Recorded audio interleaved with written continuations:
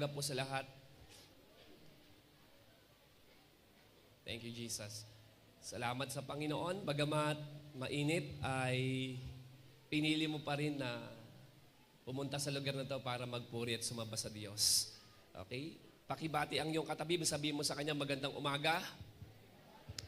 Ang sarap pong magpuri sa Panginoon. Amen. No? Ang sarap pong mapuspos ng kanyang presensya.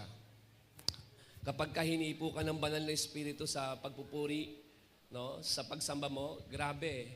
Totoo pala yung naranasan ni Isaiah na kanina habang nag-worship ako, nahiyang-hiya ako sa Panginoon. Sabi ko, Panginoon, parang kulang pa yata yung naibibigay ko, nagagawa ko para sa'yo. No, gamitin mo palagi yung buhay ko.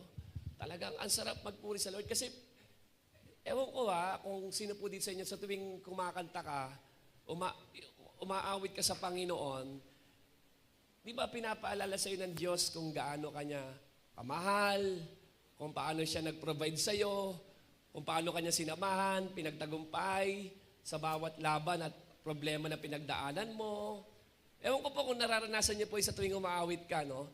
Yung nire-remind ka ng Lord na hindi kita pababayaan, palagi ako narito para sa iyo, no, sasamahan kita. Ano mang hamon yan sa buhay na dumating sa iyo, asahan mo yung katapatan ko magpapatuloy sa iyo. Ang sarap. Ang sarap. Pag na-overwhelm ka ng kabutihan ng Lord, para ka maihiya na, Lord, ano naman ba yung pwede kong maibigay para sa iyo? Diba? Napakabuti niyo po sa akin. No? Grabe po yung katapatan niyo po sa buhay ko. Kaya, Panginoon, gamitin mo lang ako ayon sa iyong kalooban. Amen. Okay, are you ready for the word? You know, months ago, meron po akong nakilalang isang evangelist, no? And I'm so amazed kung paano ginamit ng Diyos ang kanyang buhay sa gawain sa paglilingkod. Grabe, powerfully, mightily, talagang ginamit siya ng Diyos. Lumilibot siya sa iba't ibang lugar, labas at loob ng bansa, no? At kasama ang kanyang team para po mag-conduct po sila ng crusade. Okay? Inabutan niyo ba yung crusade na yan? Sino po dito nakaabot pa ng mga mass evangelism or crusade? Diba? Sa covered court, sa mga, diba, sa mga open place, magkakaroon ng crusade. Tapos may film showing ni Jesus. Diba? Inabutan niyo ba yung gano'n, yung parang Betamax man tawag sa gano'n, yung film showing? No? Yung crusade, tapos may mga ngaral na pastor sa harap. And then marami pong makakilala at meron pong revival po na nangyayari. No? So nagkakandak po sila ng crusade at nang magkita nga po kami, at nagkausap po, no, sa isang gathering ng mga pastor, nag-share po siya sa akin ng mga pamamaraan kung paano ba abutin ng isang tao para mailapit siya sa Panginoon, makakilala siya sa Panginoon. So marami po siyang naibahagi, marami po siyang shinare po sa amin. Pero ang sobrang nakot ako doon, yung sinabi niya po sa dulo na natatandaan ko po, sabi niya, Pastor, kahit gaano ka kagaling magsalita, no, kahit gaano ka kakahusay magpaliwanag ng salvation, kahit gaano kaganda ang mga materials na meron ka, nakita ko pa rin at nasubukan ko na, ang pinaka-importante sa lahat para maipanalo mo ang tao ay ang panalangin. Evangelist siya, no? Pero sabi niya, kahit mahusay ka pang mag-share ng gospel, ng salvation, pero yung taong yun kapag hindi mo pinalalangin sa Panginoon, madali lang siya mawala ng interes sa sinabi mo eh. Are we getting this? No, yung panalangin. Kasi sinare niya sa akin, biruin mo, ginanto niya lang isang ballpen. Oh, anong hawak ko? Bote. Oh, anong mangyayari kapag binitawan ko? Sabi niya, babagsak. Bakit? Kasi walang may hawak. Sabi niya, ganun din ang buhay ng maraming tao. Kaya maraming bagsak na buhay kasi walang may hawak. Galing niya. Tapos ang bottom line sa lahat ng kanyang mga pamamaraan, sabi niya sa akin, pero ang pinaka-importante sa lahat na wag dapat mawala ay yung pananalangin mo doon sa taong kausap mo. Panalangin doon sa lugar na pupuntahan mo. Panalangin doon sa bagay na gagawin mo. Panalangin. Kahit si Pablo, di ba laging sinasabi, ipanalangin niyo po ako, ipanalangin niyo ako. Si Pablo, lagi niya yung sinasabi, ipanalangin niyo kami, ipanalangin mo ako. Bakit? Kasi po, pagdating sa pananalangin, ito po yung pagbibigay mo na, no, ng resulta sa Panginoon. Na ginawa mo yung part mo, pero Lord, yung part mo na yung hinihintay ko. Amen po ba doon? Amen po ba doon? No? Yung pananalangin po, napaka-importante po dito. Sino po dito, meron pa po sa membro sa pamilya nyo ang di pa nakakakilala sa Panginoon? Meron pa po ba rito? Okay, taas nga ang kamay na meron ka pang kasama sa bahay o membro ng pamilya ninyo na wala pa kay Lord. Taas nga ang kamay, sige lang po. Yung hindi mo pa kasama ngayon, no? Diba napansin mo, kahit kasama mo naman siya palagi, katabi mo na siya palagi, hindi mo pa siya maisharan? Di ba? Lagi mo naman siyang kasama. O kaya naman, no, meron tayong sinishare pero nawawalan sila ng interest, nire-reject lang nila. Meron naman tayong ginawa, na-invite mo nga sa church pero ngayon wala na sila. So ginawa mo naman yung part mo pero ang tanong, saan kaya nagkulang? Ano kaya naging problema? Is it possible? Ang naging problema ay yung pagbitaw mo sa panalangin sa kanila. Kasi inisip mo dahil nandyan na, naka-attend na, dire-diretso na. Kaya hindi mo na pinagpipray. Tama po ba doon? Hindi mo pinagpipray yung tao na yon, na ihanda sila ng Panginoon. Lagi po sinasabi ng lola ko, ipanalangin mo muna yung tao bago mo sharean para ang Diyos ang maghanda ng kanyang puso kapag binahagian mo na siya. Napaka-importante po nun. Amin po ba doon? No? Si Lord na nagkukondisyon sa tao na yon para pagpunta po natin sa Kanya, pagkamit po natin sa Kanya, inihanda na po siya ng banal na Espiritu. Panalangin po yun eh. Kasi po, yung anuman ang maging reaksyon at tugon ng tao, hindi na po kasi natin hawak yan. Tama po ba doon? Pero hindi natin hawak yan. Ang Diyos hawak siya. Alam ng Diyos kung ano po pwedeng maging reaksyon at kung ano yung pwedeng maging resulta. Amin po ba doon? No? That's why our topic for today, no? Pag-uusapan po natin ngayon ay ang panalangin. Sabihin nga natin, prayer. Okay, it's time to pray. Yan po yung title po natin, it's time to pray. Sigaw nga natin, prayer! Okay, mayroon ba sa inyo dito na parang nawala na naman yung interest mo? Naku, prayer. Topic, prayer. No, napaka-importante po. Starting today po, month of April, magkakaroon po tayo ng spiritual preparation po para po sa gagawin po natin sa Prayer for 3. Okay? Mamaya po, i-share ko po sa inyo ano ba yung Prayer for 3. Kasama po dito yung mahal mo sa buhay na mamimit po, na encounter po niya ang Panginoon. Amen po ba doon? Sino dito gusto mo mawin yung pamilya mo? Yung mga kaibigan mo madala sa Panginoon? Amen? Kung meron ka mang gusto maisama sa langit, naniniwala ko yung pinakamalapit sa buhay mo eh. Tama po ba doon? No? Kaya kapatid, huwag kang bibitaw na manalangin kasi po lagi may pag-asa po sa Panginoon. Amen po ba doon? So yung importance sa prayer, pag-usapan po natin kasi po maraming beses na i-share ko na po sa inyo yung prayer. Ngayon, magiging on fire ka sa prayer 2 to 3 weeks, pero ang mangyayari sa mga susunod na buwan, nawawala na naman yung prayer life mo. Pag tinanong ko, kamusta yung prayer life? Ay, naku, nakakalimutan ko mag-pray, pastor. Hindi na po ako nakakapag-pray. Nagiging problem po yan. Kapag pinag-uusapan ng prayer, mataas sa simula, tapos along the way, bumababa. Kaya napakahalaga na lagi natin binabalikan kasi foundational po ito sa atin. Amen po ba doon? Now, today I pray that prayer will be part of your system. Prayer will be your lifestyle. Sabihin natin, lifestyle. No? Kumbaga, maging habit mo na siya, maging kasanayan mo na siya, yung pananalangin. Tama po ba doon? No? Yung bang para siyang dugo na dumadaloy na sa buhay mo. No? Matik na yan, everyday. No? Kapag gising mo pa lang, nananalangin ka na sa Panginoon. Amen po ba doon? No? Sino dito kapag kumakain ka, nananalangin ka? Mayroon ba dito nananalangin bago kumain? Okay, iba kasi parang ayaw manalangin kasi sabi na, alam naman ni Lord yung puso ko. Diba? Bago matulog, sino po dito nanalangin? Matik na po yan. Ibig sabihin, dumadaloy na po sa dugo ng tunay na Kristiyano po yan. Amen po ba doon? No? Kung meron mang activity na dapat consistent ang isang Kristiyano, naniniwala ko, yun ay dapat ang prayer. Pananalangin. Maging consistent ka sa pananalangin. Bakit? Kasi po, marami pong mga tao, nagagawa lang nila lumapit sa Panginoon kapag may pinagdadaanan. Marami pong mga tao, nagagawa lang po nilang manalangin kapag may pangangailangan. Pero ang prayer ay hindi nakadesign just in case na merong emergency. Come on. Ang nais po ng Panginoon, tayong mga anak niya, mga pinili niya, tinawag niya mula sa dilim tungo sa liwanag, ay matutunan po natin na manalangin at maging bahagi ito ng ating buhay. May pinagdadaanan man o wala, nananalangin ka. Sa kasaganahan man, sa kahirapan, nananalangin ka. Sa karamdaman at sa kalusugan, nananalangin ka. Anumang kondisyon at sitwasyon ng buhay mo, bahagi na sa iyo ang paglapit sa Panginoon. Maging habit mo na, biruin mo nga, social media nga, araw-araw, hindi mo kayang mabuhay na walang social media, walang Facebook. Yan, habit na habit mo na eh. Pero tingnan mo ha, what if, kung ang prayer maging habit mo din? Ano kaya mangyayari sa buhay mo? Ano kaya magiging resulta ng pamilya mo, ng karir mo, kapag ang paglapit sa Panginoon ay nakasanayan mo?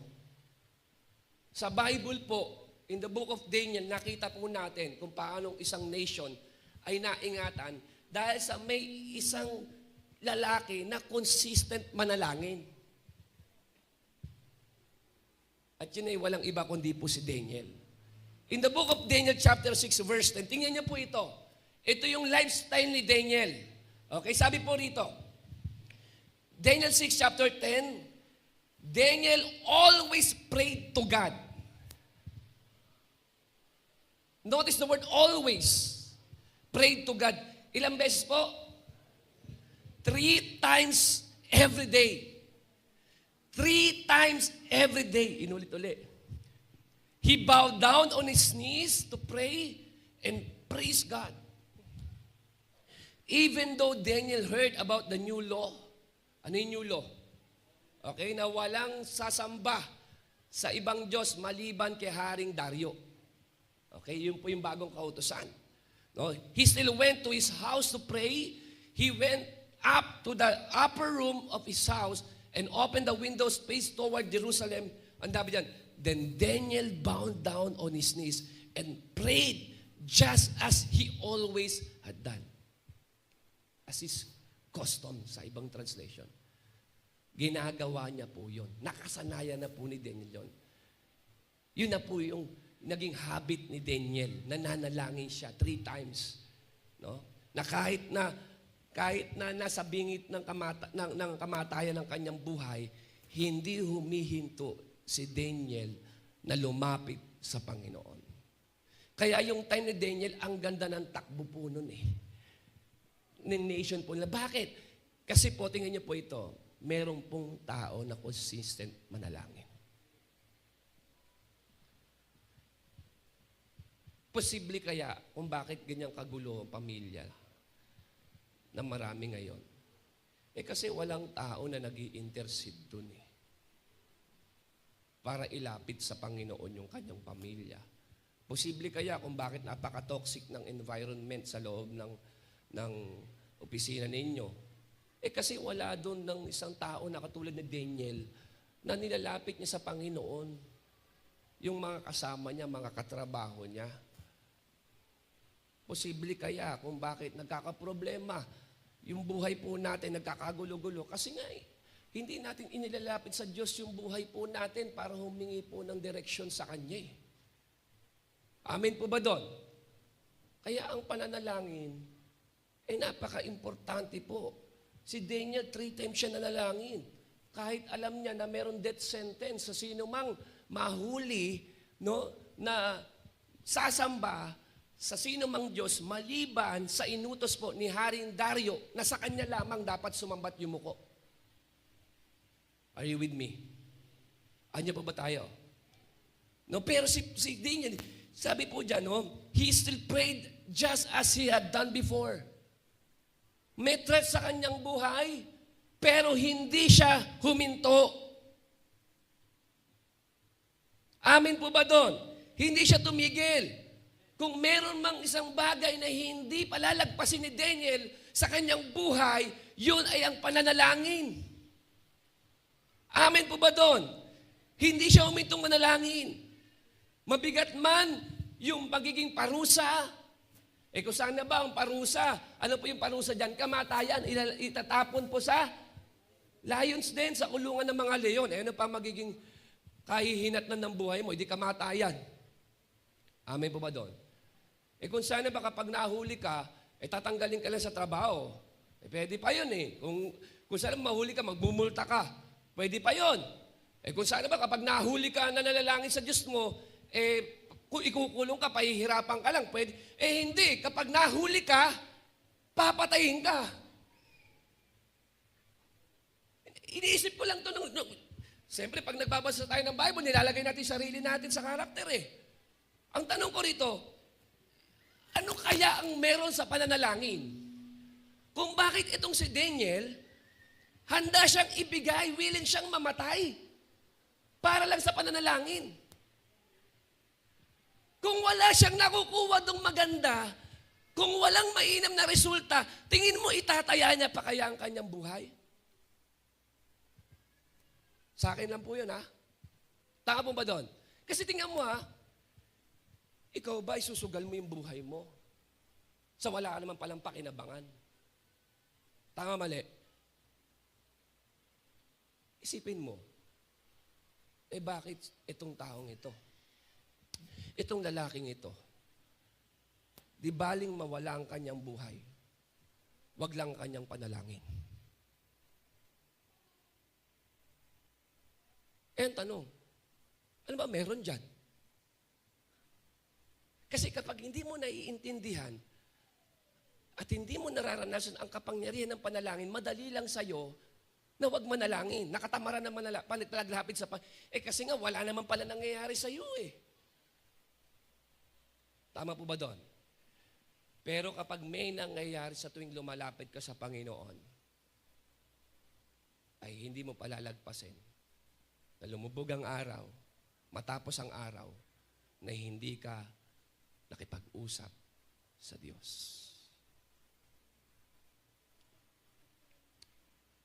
Sino na po dito, alam mo, ang buhay mo na meron ka ngayon, ay hindi lang nagkataon. Posible kaya kung bakit nakakilala ka sa Panginoon sapagkat merong taong nanalangin sa iyo.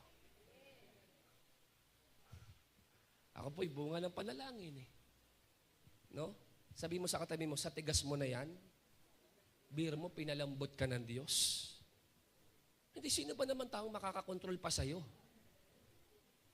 Para baguhin mo yung buhay mo, para itama mo yung buhay mo. Amen po ba doon? Kung hindi dahil sa kapangyarihan ng panalangin, kapatid, naniniwala ako, hindi mo makikilala ang Panginoon. At naniniwala rin ako, merong tao na nanalangin para sa'yo kung bakit nandiyan ka ngayon. Amen po ba doon? Nakikita ni Daniel, resulta ng kanyang panalangin. Kaya okay lang kung mahuli man siya. Kasi bakit? Napaka-powerful ng prayer. Napaka-powerful ng prayer. Amen po ba doon? No? Si Daniel po, he is consistently committed in prayer. Super importante po kasi ng communication sa atin Amen po ba doon? No? Humihinga tayo sa communication, namumuhay tayo sa communication. Lalo na po tayo mga Pilipino, ang hilig natin sa communication. Kaya nga tayo yung pinakamataas na paggamit ng Facebook, ng social media, ang mga Pilipino Kasi lagi tayo, sobrang engaged tayo sa isa't isa. So, sobrang engaged mo nga yung taong malapit sa'yo, hindi mo na napapansin yung mga malalayo pa yun na. Tama mo ba doon? Napaka-importante. Tingnan mo, sino po dito sa inyo, hindi mo nagawang mag-cellphone sa isang araw? Pastor, kamamatay ko yan. Totoo. Tama? Ganon ka-importante ang communication. We Facebook every day. Tama? Sa work, nag-i-email ka every day. Nag-text ka every day.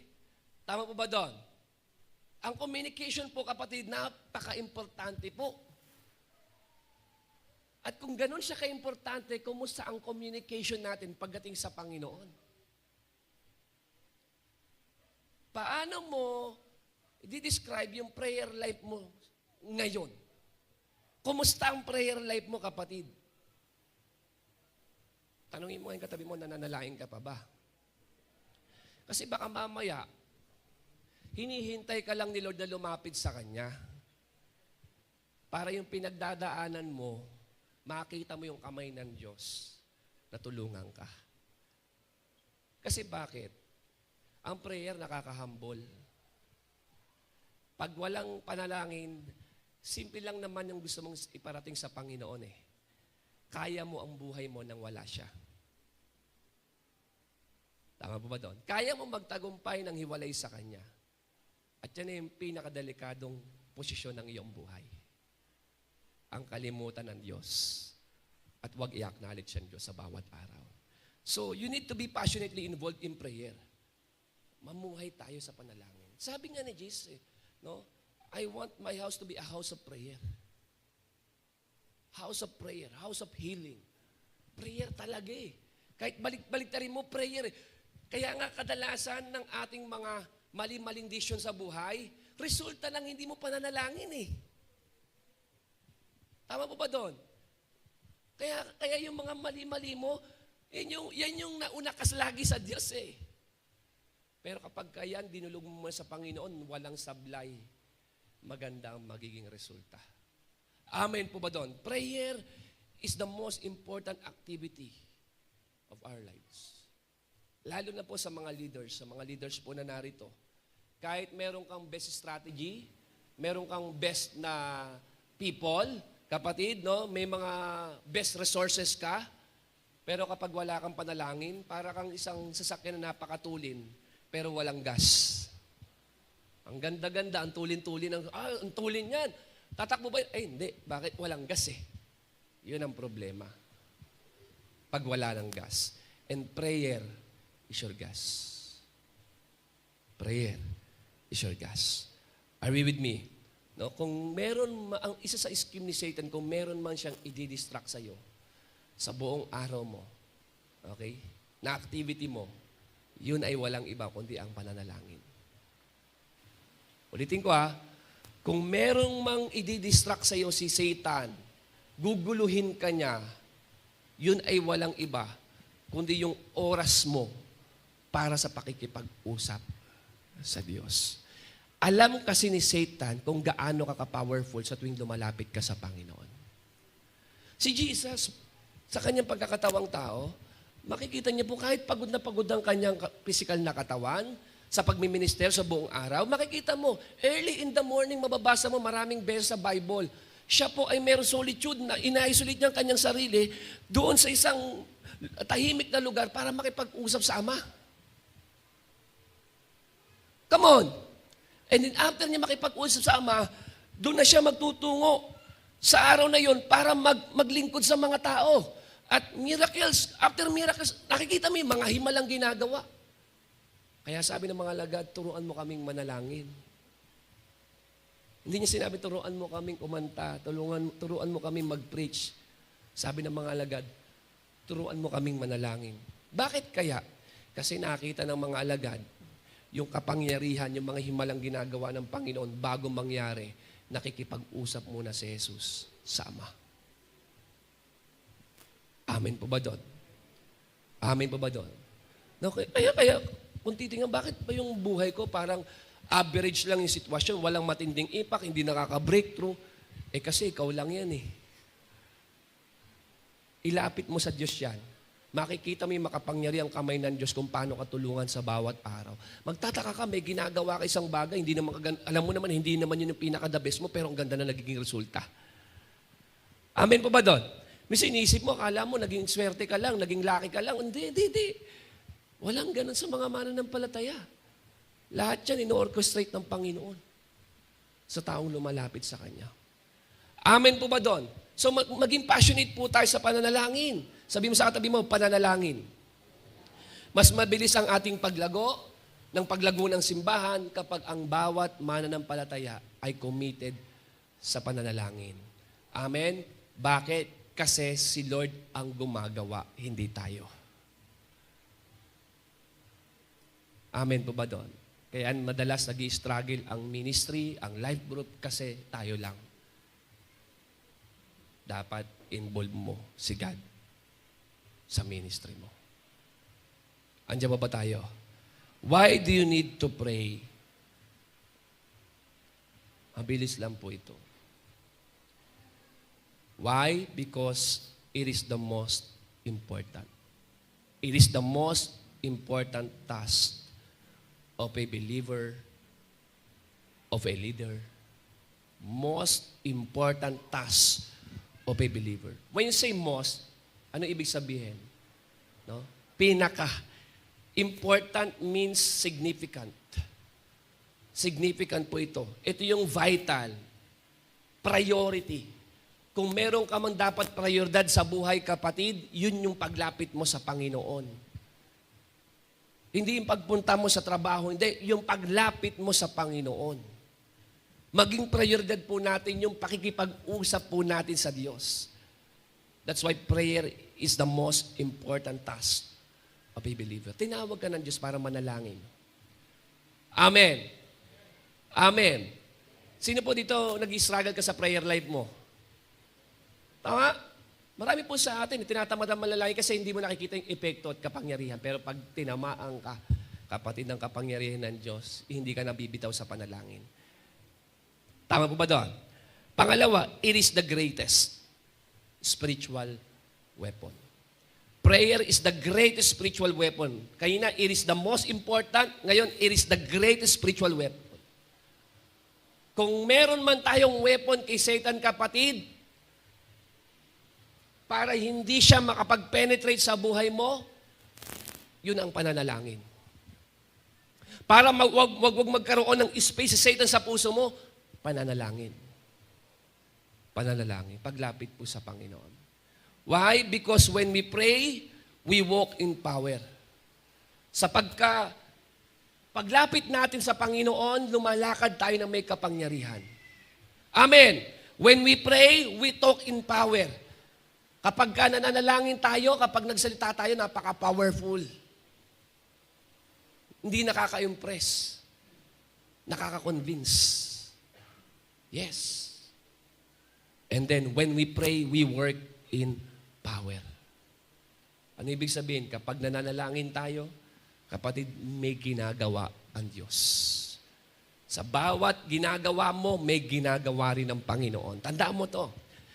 Sa paggawa mo at sa anumang bagay, yung kapangyarihan ng Diyos, hindi mawawala doon. Makikita mo yung manifestation ng presence ng Panginoon sa bawat ginagawa ng iyong mga kamay. Bawat sinasabi mo may kapangyarihan, paglakad mo may kapangyarihan, buhay mo may kapangyarihan. Ganyan po nagagawa po ng panalangin. Kaya po si Daniel, kahit marami na iinggit sa kanya, yung favor ng Lord nandun pa rin eh. Prayer yan eh. Amen po ba doon? And why do you need to pray? Because it is the key to revival. Key to harvest. May nangyayaring revival. Meron nangyayaring harvest. No? Ang isang tao na consistent, committed sa pananalangin, kapatid, tingnan niyo po, yung kanyang buhay napaka-powerful. Pati ang campus niya bumabaligtad sa kanya. Napaka-powerful. Sino po dito gusto mo maging powerful?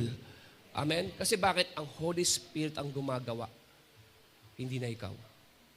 Napaka-powerful. Amen po ba doon? No, that's why sa panahon po ni Daniel, ibang klase po yung galaw po ng Diyos. Bakit? May isang tao kasi ang prayerful.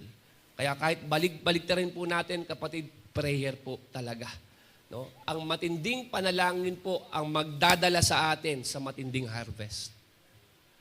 Ang matinding panalangin mo, kapatid, no, ang magpapalambot sa matigas na puso ng iyong pamilya. Matinding panalangin. Ihanda po natin yung ating sarili sa pananalangin. Now, ano po ang gagawin po natin? Ngayong pong month of April, meron po tayong gagawin. Sabi natin, may gagawin po tayo. Okay? I-level up po natin yung ating prayer life. Prayer life. Sino po dito nakahanda kang i-level up yung prayer life? Bakit? Kasi yung taong seryoso sa pag-iwin, sa pag-harvest, ay yung taong seryoso rin sa pananalangin. Hindi mo ma-effect yun. Kung talagang seryoso ka, na gusto mo makakilala asawa mo, magulang mo, makikita yan sa prayer mo. Kasi seryoso ka eh. Tama po ba doon? Kung talagang gusto mo sila makakilala sa Panginoon, dapat dinadalangin mo sila sa Diyos. Inilalapit mo sila sa Diyos. Hindi ka nagsasawa na ipanalangin sila sa Panginoon hanggat hindi mo nakikita na magkaroon sila ng enkwentro sa Panginoong Yesus. Kaya yung taong seryoso sa pag-abot sa buhay ng iba, ay yung taong seryoso rin at consistent din sa pananalangin. Amen po ba doon? Amen po ba doon? So level up in your personal prayer life. No? Ano po gagawin po natin? Magkakaroon po tayo ng personal prayer. Dito po sa personal prayer, of course, andyan po yung ating pong worship, yung pagpapalinis po natin sa Panginoon. Hindi ko po alam sa inyo kung sino po sa inyo ang meron talagang quiet time kay Lord everyday. Taas ang kamay na meron kang quiet time kay Lord everyday. No? No, yung talagang meron kang quiet time kay Lord everyday. Hindi ko alam kung paano mo ginagawa yung quiet time mo. No? Sino po dito, bago ka magpunta sa prayer, bago ka pumunta sa word, meron ka pang worship. Nagpapatugtog ka muna ng mga worship song. No? And then after mo ng worship song, magbabasa ka ng Bible. Magbabasa mo ng Bible and then magpe-pray ka. Magpe-pray ka. Hindi ko po alam po sa inyo kung sino po dito yung ganun po yung kanyang quiet time. Sino po dito sa inyo nakakalimutan mo manalangin? Prayer is the key. So, level up in your personal life. Kapag ka nandun ka sa quiet time mo, kapatid, worship. Worship lang. Pastor, pwede ba yung quiet time gawin sa gabi? Basta meron kang quiet time. Worship muna. 2 kanta. 2 kanta. O 1 kanta lang. Kahit sabihin mo, Pastor, masyado matagal na o 1 kanta. And then, word, prayer. Sa prayer, kapatid, para ma-experience mo yung power, matuto kang makinig. Matuto kang makinig. Ako po, hindi ko makakalimutan yung experience ko. Yung nagkaroon ng prayer meeting dito, nandun ako sa likod. Nagtatangs po ako noon. Sa prayer ko, rinig ko ang Holy Spirit.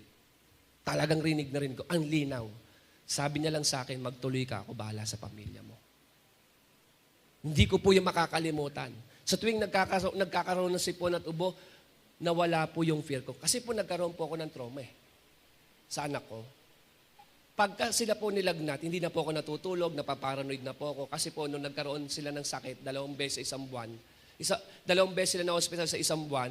Si Caleb sa isang buwan, 2 beses pa. Si David, sabay po yon. Talagang dumating pa sa point, sabi ng doktor, kung yan po ay diphtheria, wala po tayong gamot yan. Critical po ang anak ninyo. Sa akin po, doon po yung, ano sa akin yan nagbigay ng matinding fear. At naubos po talaga kami na that time. To the point na nakitira na kami sa ibang bahay kasi talagang ubos kami dahil lahat ng ipon namin nilabas sa hospital.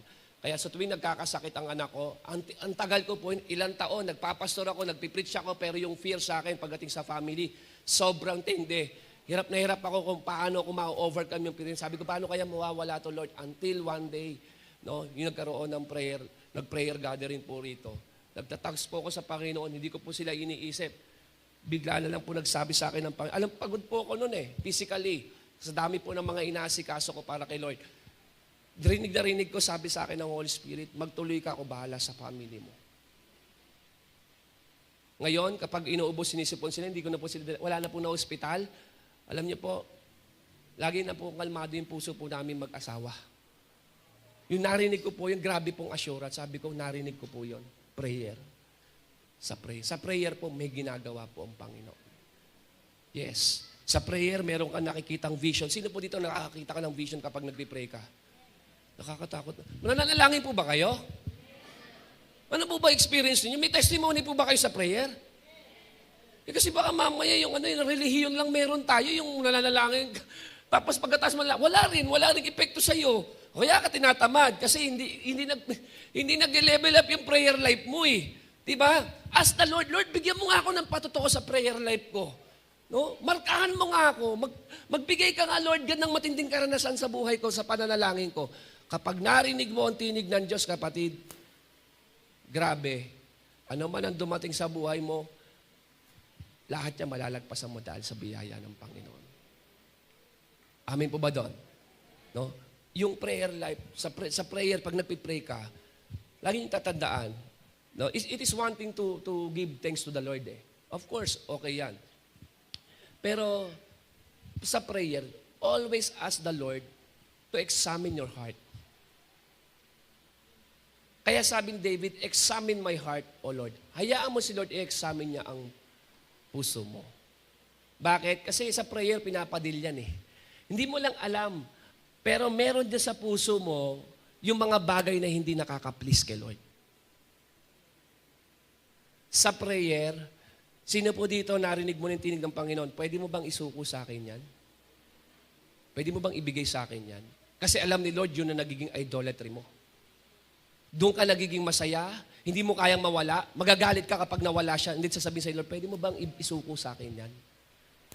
And then, ask the Lord, Lord, anumang bagay na hindi nakakaluwalhati sa'yo, nakaka-please, expose mo po, Panginoon. And Lord, forgive me. Patawarin niyo po ako. Ibig sabihin po nun, nagpapalinis ka sa Diyos. Kasi po ang dugo ni Lord, continuously nililinis tayo. Baka may kasalanan dyan, ang tagal na, hindi pa nadidil. Galit, hanggang ngayon, dekada na, taon na, nandyan pa rin. Ba't ka, sa panalangin mo, bigay mo na lahat kay Lord pag lumapit ka. Are you with me? Hinanakit, sama ng loob, inggit. Minsan naisip mo, di, wala, okay naman puso ko. Pero pag nakita mo yung friend mo, nagpost sa Facebook, ikaw rin, magpo-post ka rin. Parang lagi ka nalang merong gustong patunayan. Amin po ba doon? Ayaw mo na napag-iiwanan ka, ayaw mo na may nakahihigit sa'yo. Pero at tingin mo, okay naman yung puso mo. Pero sa totoo lang, sabi ng Lord, tigil mo na yan. Yung identity mo, wala sa mga likes at hearts at comments ng mga tao. You are loved by God. You are forgiven. You are valuable. Ngayon, titigil mo na. Kasi dinil na ni Lord eh. Amin po ba doon? Di sasabihin ni Lord, yung doubt na yan. Ano sabi ko sa doubt na yan? Yung in-expose mong doubt na yan. Ano ibig sabihin ng doubt? Ang doubt, sabi po sa niya, ito yung pabago-bago ng isip. Hindi mo alam kung ano talaga gusto mo.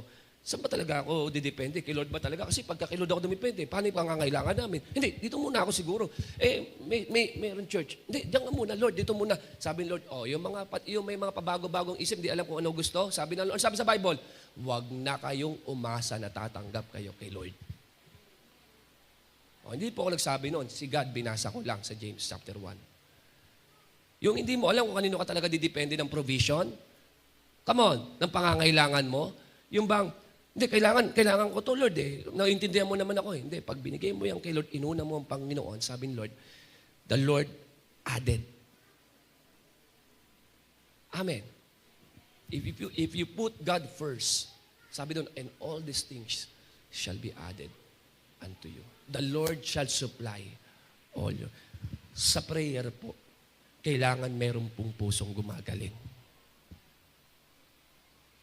Yun po kasi ang problem.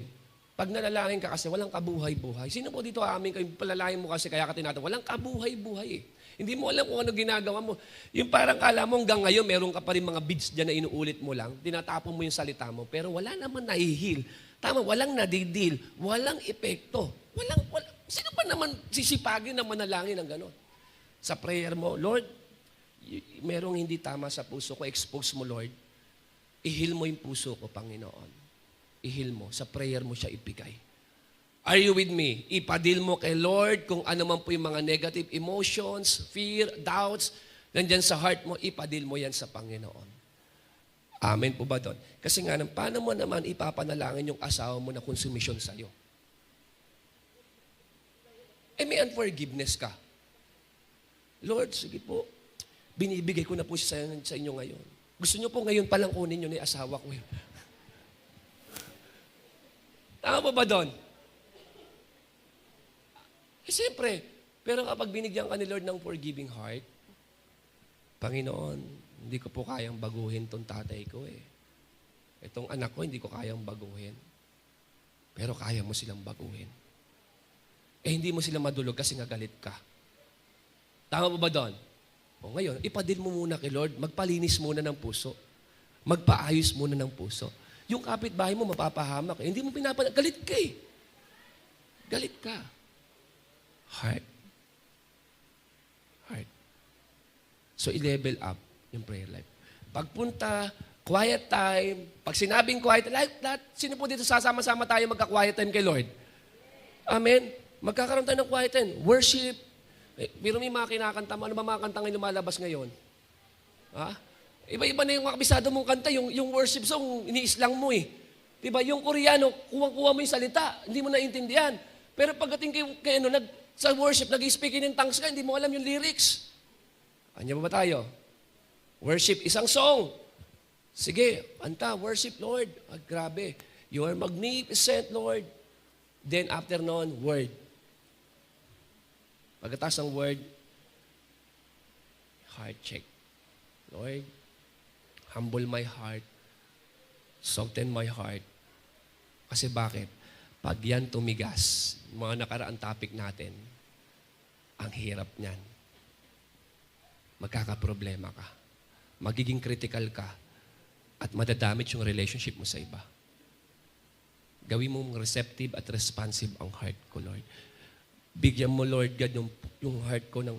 Tandaan mo, ang puso mo, si Lord makakapagpabago. Kaya mong gumaling, maging theologian sa isipan. Alam mo lahat. Pero pagdating sa puso, mangyayari, punta ka lang ng church. Tapos dadaanan mo yung mga tao, wala kang pakialam dyan. Andun ka sa bahay nyo. Pag nasa bahay ka, wala kang pakialam. Pero marami kang alam. Iba kasi pag puso na. Ito kasi yung compassion, yung burden natin sa iba. Amen po ba doon? Amen. No, maging lifestyle po natin ang pagpananalangin at makinig kay Lord. Makinig. Huwag muna salita ng salita. Condition muna yung sarili mo, then makinig ka lang kay Lord. Speak to me, Holy Spirit. Speak to me. Kasi bakit sa sobrang ingay ng mundo, hindi mo na narinig ang banal na Espiritu. Pero ang Lord patuloy siya nagsasalita. Patuloy siya nagsasalita. Yan ang kaibahan na meron kang buhay na Diyos. Agtataka lang ako, no, paniniwala mo, buhay na, meron kang buhay. Sino dito naniniwala ka buhay ang Diyos mo? O, yun nga ang problema eh. Nakaraan sa resurrection, hindi ko ito naanay. Buhay ang Diyos mo pero hindi mo siya naririnig. Sinasabi mong buhay ang Diyos mo pero hindi mo siya na-experience. Hindi mo nararanasan ng kamay ng Diyos. Pero paniniwala mo, buhay ang Diyos mo. Kapatid, maging totoo na buhay talaga ang Diyos sa'yo. Nagsasalita siya, gumagalaw siya, hinihipo niya yung puso mo, pinapagaling ka niya. Amin po na pinapalakas ka niya, nakikita mo yung mga bagay-bagay na dati walang-wala ka, and then ino-orchestrate ni Lord, iniisip mo, oh, ano nangyayari? Pero alam mo sa heart mo, si Lord ang may gawa. Amen po ba doon? Amen. And then after nun,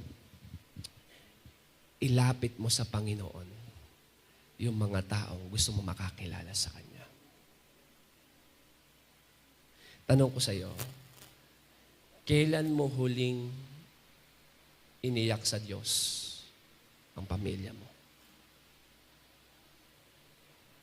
Sa Netflix, umiiyak ka eh.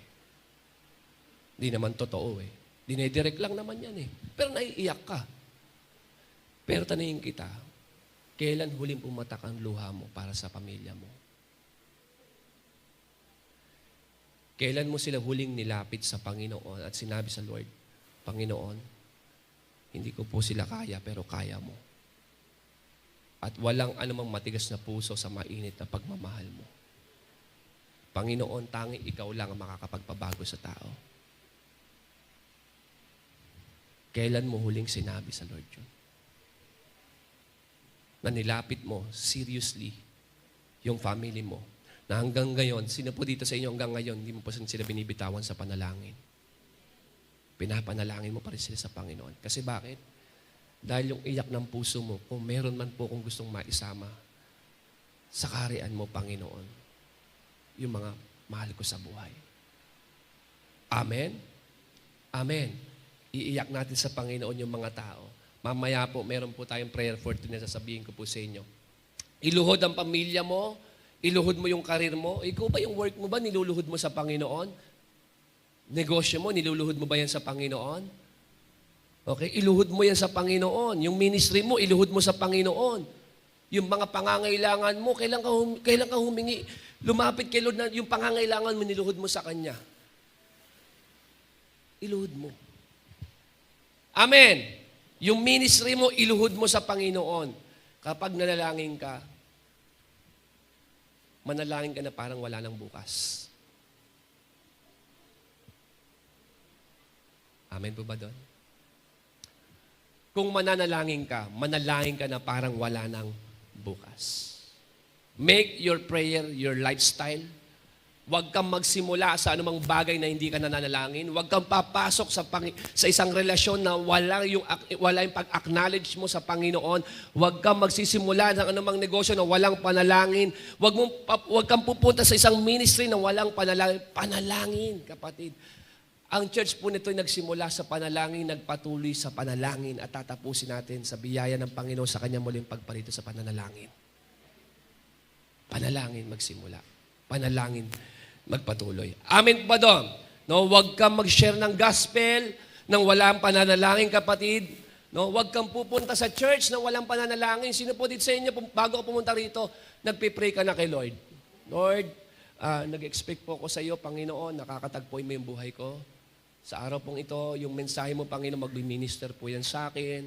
May mangyayari po, Lord, kahit sa pangungusap mo. Pananalangin, kapatid.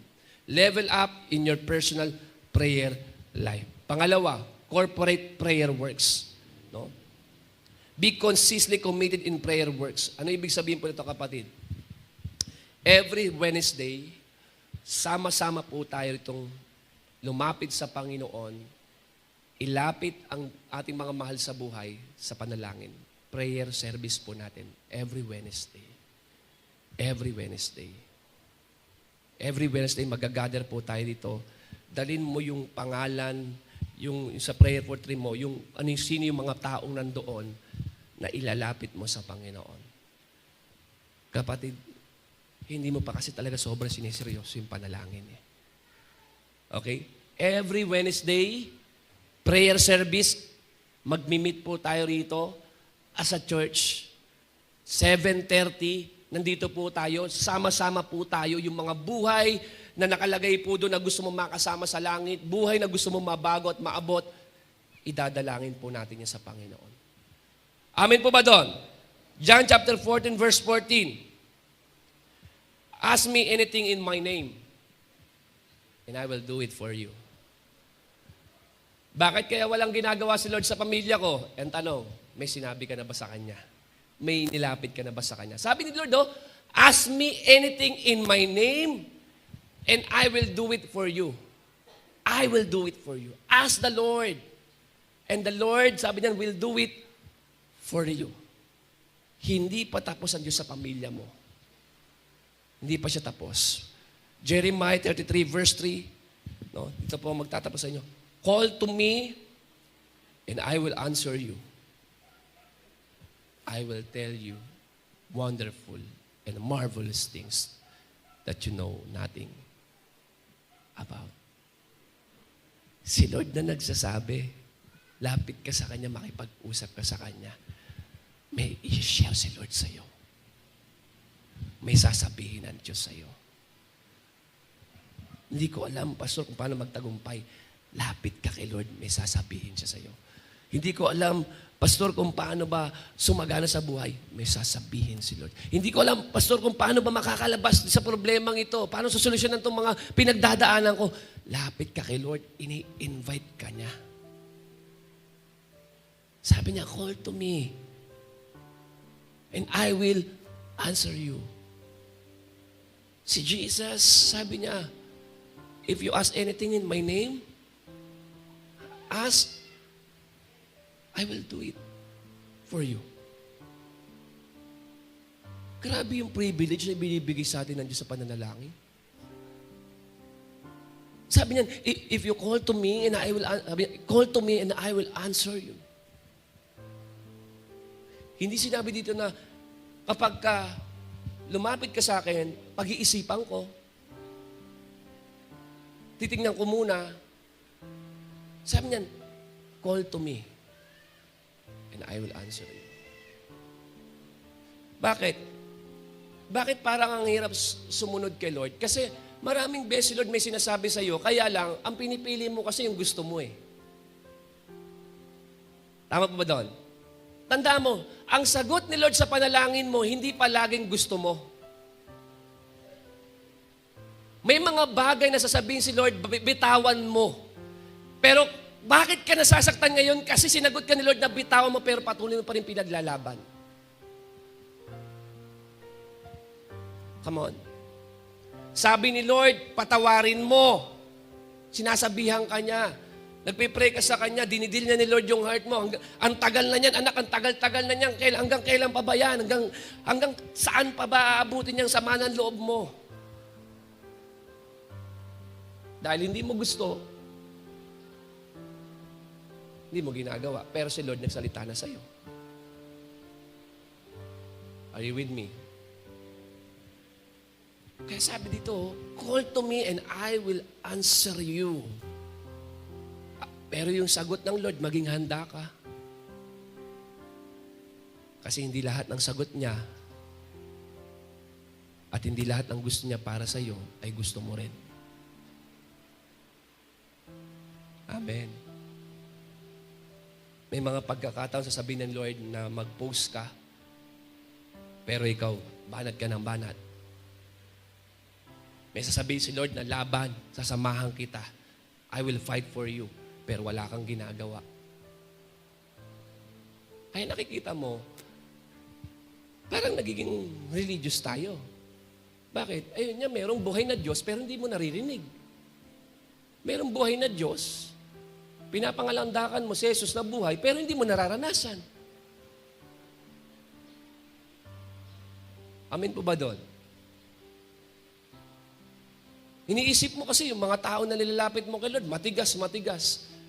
Imposible. Siguro sa'yo. Pero sinabi naman niya, ang imposible sa tao ay posible sa Diyos. Because nothing is too hard and too difficult for Him. All things are possible with God. Amen po ba doon? Amen?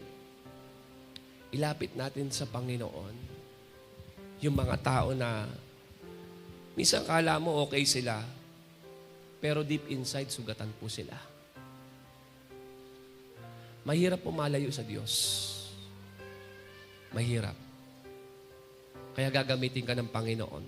Ang buhay mo, kapatid, gagamitin mo ni Lord para sa iba. Dito po sa prayer for 3 po natin,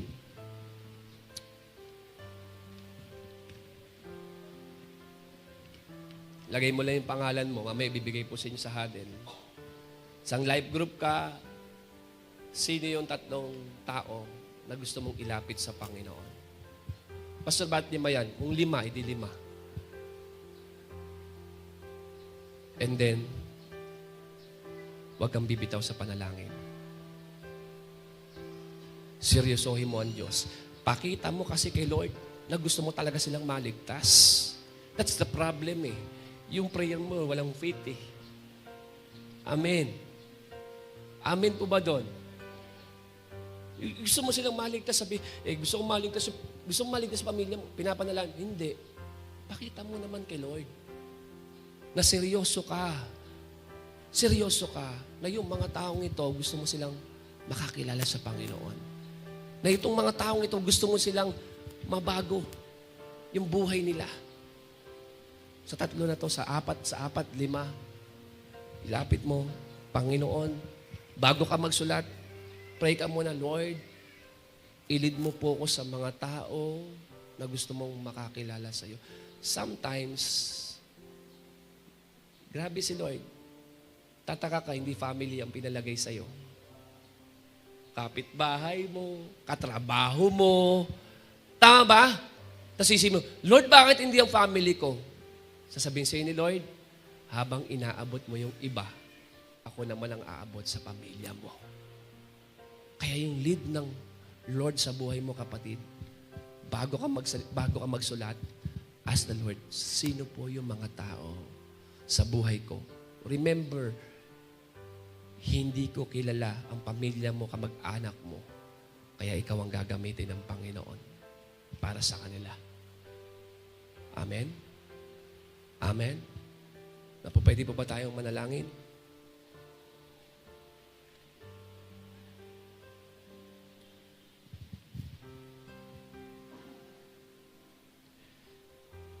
Sa tuwing tayo po ay lumalapit po sa Diyos, ang banal na Espiritu po ay kumikilos habang tayo po ay nasa presensya ng Panginoon. Sa tuwing tayo po ay nananalangin, aktibo pong gumagalaw ang banal na Espiritu po sa atin.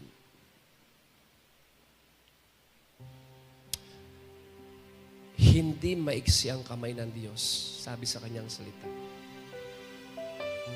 What do I mean? Minsan isip mo yung pamilya mo nasa malayo. Hindi mo sila abot. O kaya naman, pakiramdam mo ang layo, magkasama kayo sa bahay pero ang layo-layo ninyo sa isa't isa. Sabi sa Bible, hindi maiksi ang kamay ng Diyos. Ang mga bagay na hindi kayang abutin ng kamay mo, abutin mo sa panalangin. Abutin mo sila sa panalangin. At sa tuwing nilalapit mo sila sa Panginoon, sa mga oras na to, dinadalaw ng Diyos ang kanilang puso, ang kanilang pamilya.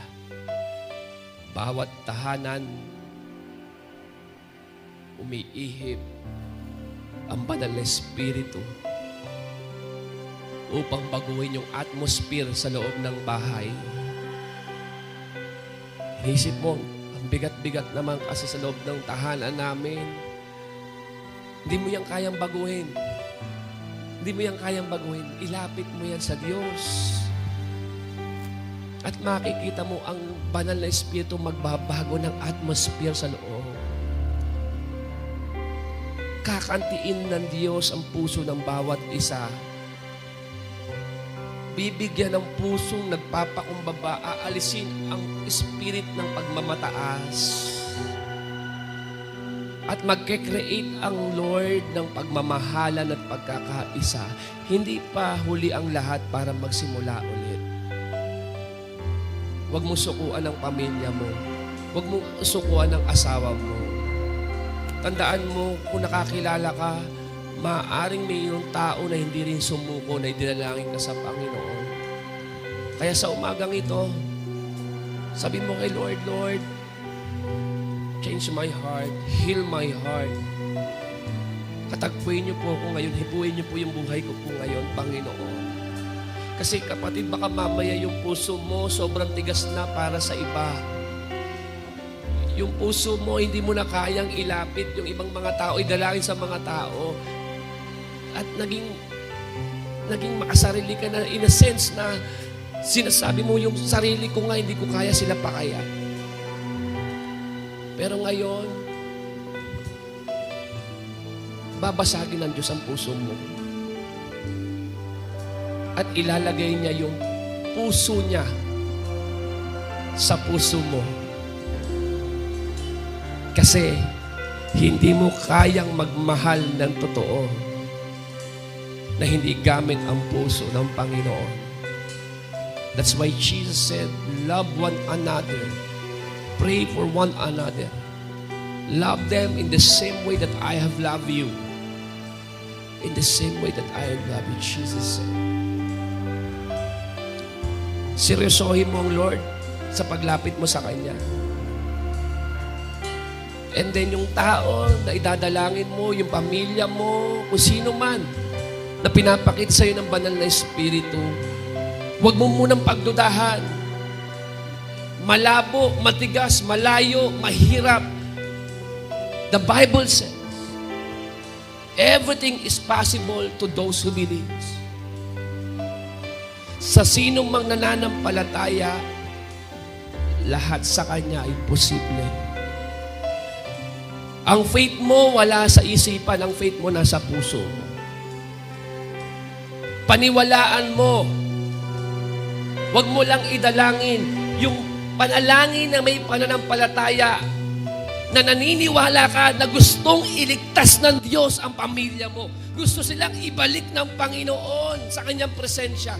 Paniwalaan mo kapag dumalangin ka, hindi ka lang makikipag-usap sa Panginoon na iligtas sa pamilya mo, kundi mula sa iyong puso, nag-aapoy, Lord, Lord, alam ko na gusto mo silang maligtas. Alam ko, Lord, gusto mo silang baguhin, bigyan ng bagong simula. Panginoon, naniniwala ako sa iyo. Naniniwala ako sa iyo. Maaaring sa isipan ko, mahirap, imposible, malayo, matigas. Pero sa puso ko, Panginoon, naniniwala ako na kaya mo. At walang mahirap sa iyo. Walang mahirap sa iyo. Walang mahirap sa iyo. Walang imposible sa iyo. Masyado pang maaga para isuko mo, mahal mo sa buhay sa Panginoon. At huminto ka na. Kapatid, hindi pa tapos ang Diyos sa iyo at sa pamilya mo. Hallelujah. Kaya ngayon, sa pakikipag-usap mo sa Lord, ilagay mo yung pananampalataya mo sa sinasabi mo. Ilagay mo yung heart mo that as for me and my household, we will serve the Lord. We will serve the Lord. We will serve the Lord. Kapatid, isa ka ring matigas, isa ka ring mahirap, pero inabot ka ng Diyos. At kung nagawa yun sa'yo ng Panginoon, magagawa rin ng Diyos yun sa iba. Sa pamilya mo. Alam ko, kapatid, na hindi ka masaya na ikaw lang nagpupunta rito. Sa kalooban mo, nananalangin ka, Lord, kailan ko kaya sila masasama? Kailan ko kaya sila, Lord, madadala sa gawain mo? Pero ngayong umaga, sabi ng Panginoon sa'yo, ibigay mo sila sa akin. Ibigay mo sila sa akin. Ilapit mo sila. Iluhod mo sila. Iiyak mo sila. Lord, iligtas mo po ang pamilya ko. Baguhin niyo po ang pamilya ko. Maraming beses na nalalangin ka sa pangangailangan mo, sa trabaho mo, sa kaligtasan mo. Pero this time, tinuturuan ka ng Panginoon na manalangin naman para sa iba. Binabasag ni Lord yung selfishness sa heart mo. And God wants to speak to you right now. Ipag-pray mo. Iba naman ang ipag-pray mo na makakilala sila sa akin. Lalapit ako sa pamilya mo, sa tahanan mo ngayon din habang nakikipag-usap ka sa akin. Lumalapit ang Panginoon sa pamilya mo at dadalawin nun yung tahanan. Maniwala ka ngayon taon, yung panalangin niluhod mo at nilalapit mo sa Diyos. Makikita mo talaga na ang Diyos na sinasamba mo ay buhay. And He said on His word, call to me. Come to me and call to me and I will answer you. I will answer you. I will answer you. Kung kailangan magpunta sa corporate prayer para ipag-pray ang pamilya, do it. Do it. Kasi pinapakita mo kay Lord, seryoso ako, gusto ko sila makakilala. At nakikita ng Panginoon yung effort mo. Yung effort mo, yung kagustuhan mo, yung kaseryosohan mo. Na ginagawa mo yan, hindi dahil lang para makatin sa gathering, kundi dahil gusto mong sabihin, Lord, gagawin ko ang lahat, makakilala po sila sa iyo. Gamitin mo po yung buhay ko para po sa iba. Para sa iba. Kasi kapatid, maaaring ang kaaway. Pinakalimot na sa iyo yung pamilya mo eh. Nasanay ka na every Sunday, okay ka naman, ikaw na lang, pwede na yan. Maaaring ang kaaway yung eternity, inalis na sa'yo. Maaaring yung kaaway, nilagay sa yung complacent na. Ang mahalaga, nakakilala ka. But tonight, today, this morning, binabasag ng Lord yung heart mo. At gusto ng Diyos na mag-intercede ka para sa kanila. Sige, mag-intercede ka sa pamilya mo right now. Mag-intercede ka sa kanila. Pray for divine intervention. In the name of Jesus. In the name of Jesus. I-vision mo. I-vision mo habang nag-pray ka, yung faith mo nandun. I-vision mo na yung kamay ng Diyos, hinahawakan niya yung puso ng pamilya mo. Dinudurog ang matigas na puso. Pinapalambot. Nang sa gayon, ang mabuting balita ay tatanggapin nila na may kagalakan. God is able. He is the God of Ephesians 3:20. Gagalaw ang Diyos higit sa iyong iniisip, inaakala. Lalagpasan ng Diyos ang iniisip mo. Hindi lang makakakilala ang pamilya mo, maglilingkod pa sila sa Panginoon. In the name of Jesus. In the name of Jesus. Yung katrabaho mo, yung kaibigan mo, maaaring depressed ngayon, pinapakita siya ng Panginoon. Kapatid, huwag mo siyang iwanan sa panalangin. Kailangan niya ng panalangin sa mga oras na to. Hallelujah. Kung bakit pinasag ng Lord ang kanyang buhay, sapagkat meron tulad mo na lalapit sa Kanya, dadalangin sa Kanya, in the name of Jesus. In the name of Jesus. Sino man yung pamilya mo, kamag-anak mo, na pinapakita sa iyo ng Panginoon, sa mga oras na ito, mag-intercede ka, Lord. Lord, tulungan mo po ako na makakilala po sila sa iyo. In the name of Jesus. In the name of Jesus. In the name of Jesus. Hindi ka lang basta magpe-pray. Yung prayer mo na yan, napaka-powerful niya dahil may faith mo yan. Naniniwala ka na may ginagawa ng Panginoon sa mga oras na to. In the name of Jesus. In the name of Jesus. In the name of Jesus. Diyan sa prayer for 3, hindi ka easy-zero ng Panginoon. Yung iyak mo, sasagutin niya. Yung dalangin mo, sasagutin niya. In the name of Jesus. In the name of Jesus. Yung prayer ng pagluha mo, yung prayer ng compassion, yung prayer ng burden mo, papalitan ng Diyos ng panalangin na may kagalakan yan sa susunod. In the name of Jesus. Sa susunod, kapag nag-pray ka, punong-puno na ng pasasalamat. Panginoon, salamat, walang naging mahirap sa iyo. Salamat dahil walang imposible sa iyo.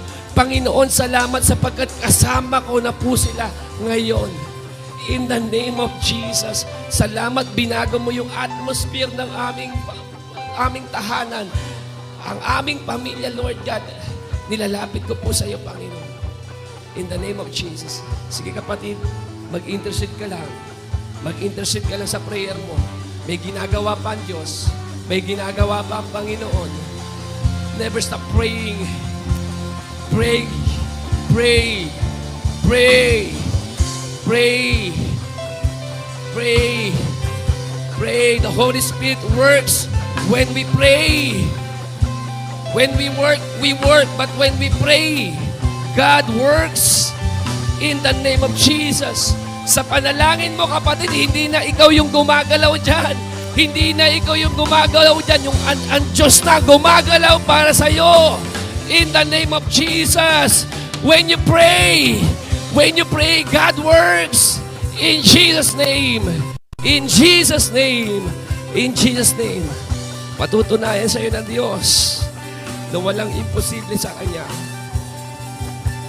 In Jesus' name. In Jesus' name. Hallelujah. Hallelujah. Hallelujah. Hallelujah. I-receive mo lang kung sino yung pinapakita sa iyo ng Panginoon. I-receive mo lang kung ano yung word sa iyo ng Panginoon. Pag sinabi ng Lord, magpatawad ka na anak, tapusin mo na yan. Surrender mo na lang lahat yan kay Lord. Yung sasabi ng Lord, tapusin mo na yung panlalamig mo, pangihina mo, bumalik ka na sa apoy ng presensya ng Panginoon. Balik ka na. In the name of Jesus. In the name of Jesus. Ngayon taon na to, may breakthrough ang spiritual mo.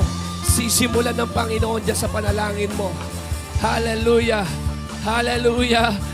Tulad ni Daniel, makikita mo kung gaano ka-powerful ng prayer mo, kung paano sa prayer mo mape-preserve ang family mo, kung paano sa prayer mo i-bless ng Lord yung family mo, kung paano sa prayer mo ipaprosper at magmumultiply ang ministry mo.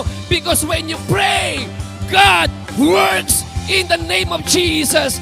Habang nagpe-pray ka, ang provision mo, nilatag na ng mga anghel ng Diyos at hindi ka kakapusin sa taong ito dahil nagtitiwala ka, nagdidepende ka sa kapangyarihan at kasaganahan na meron ng Panginoon. In the name of Jesus, sa prayer mo, binabasag mo ang stronghold ng kaaway sa iyo. Pasagin mo yung stronghold na yan. In the name of Jesus. In the name of Jesus. In the name of Jesus. In the name of Jesus. Lord, change the atmosphere. In the name of Jesus. Oh, hallelujah, hallelujah. Ikaw lang hinihintay ng Panginoon. Yung idalangin mo sila sa Kanya. Yes. Yes, Lord. Hallelujah. Sige po tayo lahat ay tumayo at mag-worship sa Panginoon. Oh, hallelujah. Hallelujah. Habang nag-worship ka kay Lord at sinasabi mo na ang Diyos ay mabuti, lagyan mo ng pananampalataya ang puso mo. Dahil mabuti ang Diyos. Wala siyang iiwanan ni isa sa mga mahal mo sa buhay. Hallelujah. Hallelujah.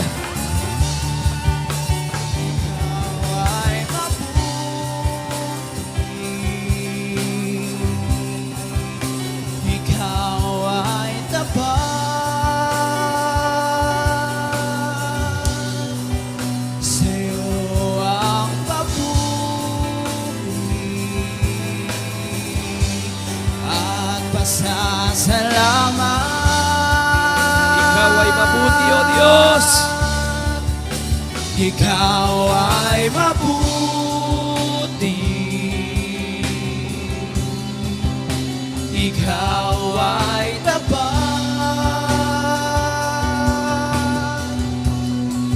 Sa iyo ang papuri at pasasalamat.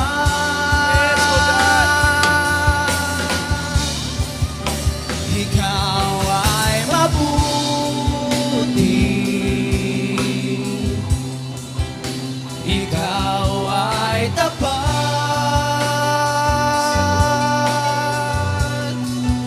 Sa iyo ang papuri at pasasalamat.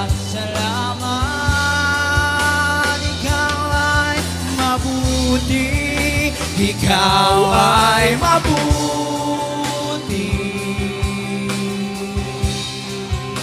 Ikaw ay tapat.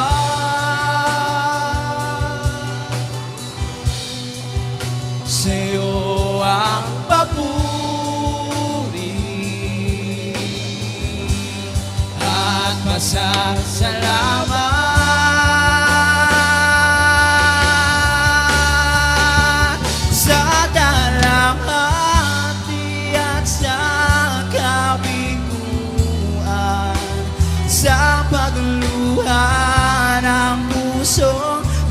Sugatan sa pagsubok na iyong pinahintulutan. Salamat, Panginoon, sa katugunan sa aming dalangin, sa kalakasang siyo ng kagaling, sa pagtuturo at pagtutuwid mong sa akin. Salamat, Panginoon, ikaw ay mabuti. Kapatid, marami nang ginawa ang Diyos sa buhay mo. Maaaring kung bakit mo nararanasan na matinding pagpapala na meron ka ngayon. Posible kaya na merong magulang, kapatid, kapatiran na nanalangin sa Panginoon na sinabi niya, Lord, pagpalain mo po ang anak ko. Pagpalain po ang asawa ko. Pagpalain mo po ang magulang ko. Pagpalain mo po, Lord, ang kapatiran ko. Kapatid, may ginagawa ang Diyos sa panalangin mo. Ang panalangin ng taong matuwid ay makapangyarihan. Hallelujah.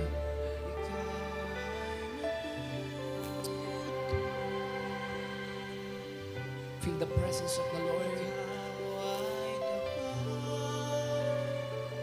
Huwag kang lalabas sa lugar na to na may kabigatan sa kalooban mo. Kung meron ka nagiging problem, padil mo kay Lord.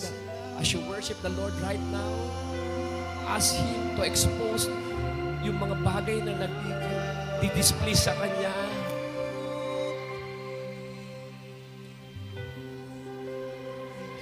I-let go ang dapat i-let go. I-surrender ang dapat i-surrender. At kaya mo mag-minister si Lord sa iyo.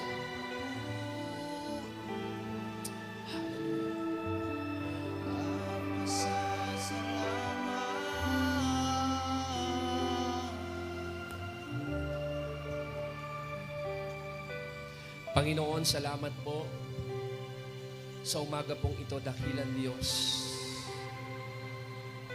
Sa napaka-powerful na message mo sa bawat isa. Yung matutunan naming lumapit sa iyo, hindi lang para sa aming sarili, kundi yung lumapit sa iyo, dumalangin sa iyo, para po sa kaligtasan ng iba. Bigyan mo kami ng puso ng tulad ng sa iyo, Panginoon. Puso na mahabagin at mapagmahal. Puso mapagpatawad, mapagkumbaba. Panginoon, habang lumalago kami, Lord, mas lalo kami nagbabago. Hindi lang dumadami ang aming kaalawan, kundi Lord, lumalaki ang aming puso para sa iba at sa iyong kaharian. Panginoon, sa umaga pong ito, nagpapasalamat po kami sa iyo sapagkat Lord, dinil mo yung bagay na mabigat sa aming kalooban. Yung patuloy kami, Lord, gumupunta sa gawain mo na hindi namin kasama ang aming pamilya at mahal sa buhay. Lord, ngayong umaga, habang nananalangin kami kanina, may pinapangako ka na. At pangahawakan din namin, Lord God, yung sinabi mo sa iyong salita. Nasabi ni Joshua, ako at ang aking pamilya ay maglilingkod sa iyo. In the name of Jesus. In the name of Jesus. In the name of Jesus. In the name of Jesus. Kaya ng Diyos. Kaya ng Diyos. Kaya ng Diyos. Kaya ng Diyos. Bago ka umuwi, sabi ng Panginoon sa iyo, kaya ko. Kaya ko. Kaya ko. Kaya ko. Hindi ka lang magsasalita sa panalangin, kundi may pananampalataya yung panalangin mo ng kaya ng Diyos. Kaya ng Diyos. Magagawa ng Diyos. Ngayon, prayer mo, Lord, you can. You can. Pero hindi matatapos ang taon sa sabihin mo, Lord, thank you. You did. You did, Lord. You did. Salamat, Panginoon. Maluwalhati ka po sa aming mga buhay. Salamat sa iyong presensya, Banal na Espiritu. Salamat sa buhay ng aming mga kapatiran. Salamat sa gawain mo na nagbibigay sa amin ng kalakasan, katatagan. Salamat, Panginoon, sa iyong salita na buhay sa aming mga buhay. Salamat po. Pinupuri po kita, tinadakila, Ama. Sa lahat ng ito, ang lahat ay magsabi ng Amen. Hallelujah. Thank you, Jesus.